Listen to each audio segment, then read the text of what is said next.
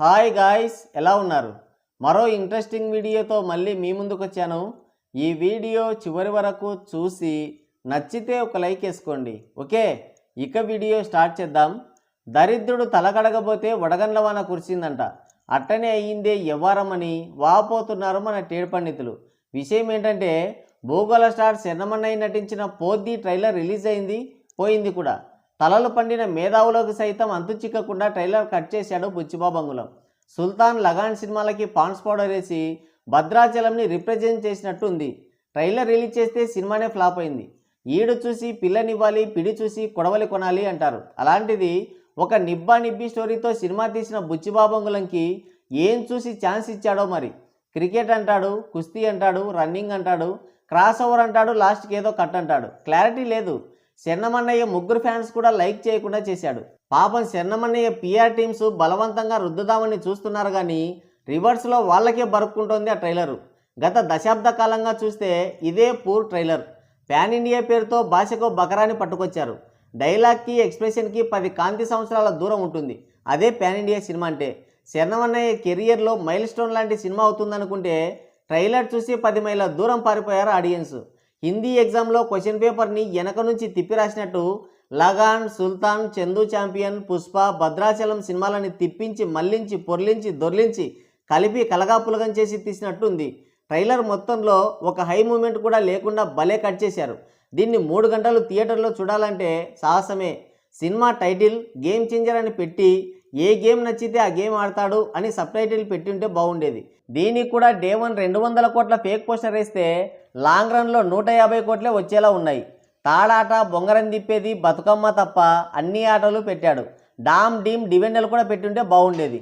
రోగి కొరింది పెరగన్నమే, డాక్టర్ ఇచ్చింది పెరగన్నమే అని సోషల్ మీడియాలో ఏ స్టోరీ అయితే గిర్ర గిర్ర గిర్ర గిర్ర గిర్ర తిరిగిందో ట్రైలర్లో కూడా అదే తిరిగింది.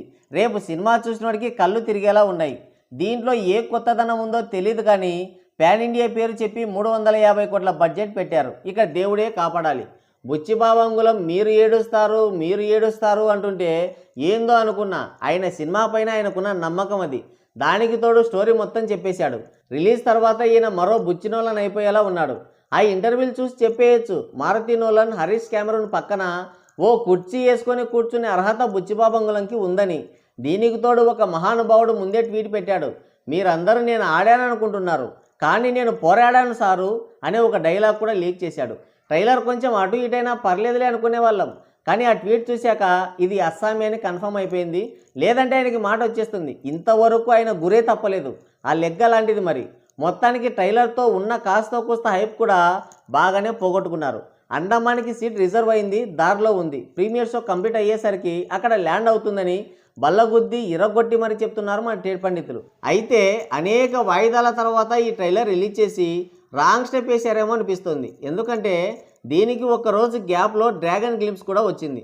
మొత్తం ఎన్టీఆర్ వాటర్ మామ గ్లిమ్స్ మేనియాలో ఉంటే ఈ పోద్దిని ఎవరు పట్టించుకుంటారు? అసలే ట్రైలర్ కూడా డొల్ల అయిపోయే. దాంతో దొంగపోయి తలారింట దూరినట్టయింది పరిస్థితి. ఇక ఎన్టీఆర్ డ్రాగన్ విషయానికి వస్తే వాటరంగులం మళ్ళీ మసిబొగ్గులోనే తిప్పాడు స్టోరీ మొత్తం. కాకపోతే కొంచెం పూశాడంతే. ఈ సినిమా హిట్ అవ్వడం ఎన్టీఆర్కి చాలా ముఖ్యం. RRR వరకు బ్యాక్ టు బ్యాక్ యునానిమస్ హిట్లు కొట్టిన దేవరా సినిమాతో తడబడ్డాడు. అదృష్టమో స్టార్డమో తెలియదు, కానీ అంత పీక్ నెగిటివిటీలో కూడా హిట్ కొట్టేశాడు. ఆ తర్వాత వచ్చిన వాటుతో దొరికిపోయాడు. దేవర ఇచ్చిన ధైర్యంతో 2 కాలర్లు పైకెత్తాడు. థియేటర్లో ఫ్యాన్స్ కాళ్ళెత్తారు. గేటు బద్దలు కొట్టుకొని తలో దిక్కుగా పారిపోయారు. మళ్ళీ రిలీజ్ చేస్తే కాదు రిలీజ్ చేయాలన్న ఆలోచన వచ్చినా సరే రీల్స్ మొత్తం తగలబెట్టేస్తారు ఫ్యాన్స్.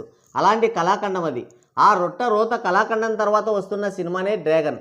బయట ఎన్టీఆర్ లుక్ చూసి అంతా జడ్చుకున్నారు. గ్లిమ్స్ వస్తున్న ఆనందం కంటే లుక్ ఎలా ఉంటుందన్న భయమే ఎక్కువైంది. అయితే ఒక్క గ్లిమ్స్తోనే ఇచ్చి పడేశాడు.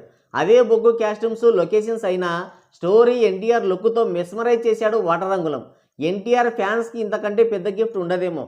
సలార్ కేజీఎఫ్ ఫ్లేవర్ కనబడుతుంది, కానీ స్టోరీ, ఆ నెరేషన్ చూస్తుంటే ఏదో పెద్దగానే ప్లాన్ చేసినట్టున్నారు. సలార్ లాగా కన్ఫ్యూజన్ లేకుండా మొత్తం ఇప్పేశాడు. అదే స్టోరీ. ఆ ఎలివేషన్స్ కూడా ఆ స్టోరీలో నుంచే పుట్టుకొచ్చాయి. కథలో నుంచే హీరోయిజం వచ్చాయి. దానికి వాటరంగులం మార్క్ ఎలివేషన్లు కూడా తోడయ్యాయి. ఆ వరల్డ్ బిల్డింగ్ కూడా చాలా ఇంట్రెస్టింగ్గా కొత్తగా ఉంది. 4 నిమిషాల 29 సెకండ్ల వీడియోలో ఇంట్రెస్టింగ్ సీన్లు, గూస్ బంప్స్ తెప్పించే షార్ట్స్తో పిచ్చెక్కించాడు. కానీ ఆ బొగ్గుని మాత్రం మర్చిపోలేదు. అంటే వాటర్ రంగులంకి బొగ్గుకి ఉన్న అవినాభావ సంబంధం అలాంటిది మరి. అయితే గ్లిమ్స్కి కాస్త నెగిటివిటీ డౌట్స్ కూడా వచ్చాయి. సలార్ కేజీఎఫ్ ఫ్లేవర్ కనిపించడంతో రెండూ కలిపి కిచిడి చేశాడా అనే డౌటు, సలార్లో ప్రభాస్కి పడ్డ ఎలివేషన్ షాట్సే పడ్డాయనే నెగిటివిటీ. అయితే గుర్తుంచుకోవాల్సింది ఏంటంటే వాటర్ మామ మేకింగ్ ఒకేలా ఉన్నా టేకింగ్ మాత్రం నెక్స్ట్ లెవెల్లో ఉంటుంది. ఆ మాస్ టేకింగ్కి ఎన్టీఆర్ లాంటి మాస్ హీరో తోడైతే ఎలా ఉంటుందో గ్లిమ్స్తోనే మనకు అర్థమైంది. కాబట్టి ఎలాంటి డౌట్స్ అవసరం లేదు. ఇకపోతే కటౌట్ అంట. కంటెంట్ ఉన్నోడికి కటౌట్తో పనేముంది, అది సునకానందం పొందడానికి తప్ప దేనికి పనికిరాదు. మొత్తానికి గ్లిమ్స్ మంచి రెస్పాన్స్ తెచ్చుకుంది. ఇన్స్టా, యూట్యూబ్, ట్విట్టర్ అనే తేడా లేకుండా సోషల్ మీడియా మొత్తాన్ని షేక్ చేసింది. శరణమన్నయ్య పోతి ట్రైలర్ పైన యునానిమస్గా పైచేయి సాధించింది. అందులో ఎలాంటి డౌటే లేదు. మరి టైటిల్కి తగ్గట్టుగా నిజంగా పోయిందంటే శరణమన్నయ్య పరిస్థితి ఏంటో అని ఆందోళన చెందుతున్నారు మన టేడ్ పండితులు. అంటే టైటిల్లో శాశ్వతంగా ఉండిపోతాడో ఏమో. మరి మీకేమనిపిస్తుంది కింద కామెంట్ చేయండి. సో గాయ్స్, ఇది వీడియో. మరోసారి మరో ఇంట్రెస్టింగ్ వీడియోతో మళ్ళీ కలుద్దాం. Thank you, take care, bye bye.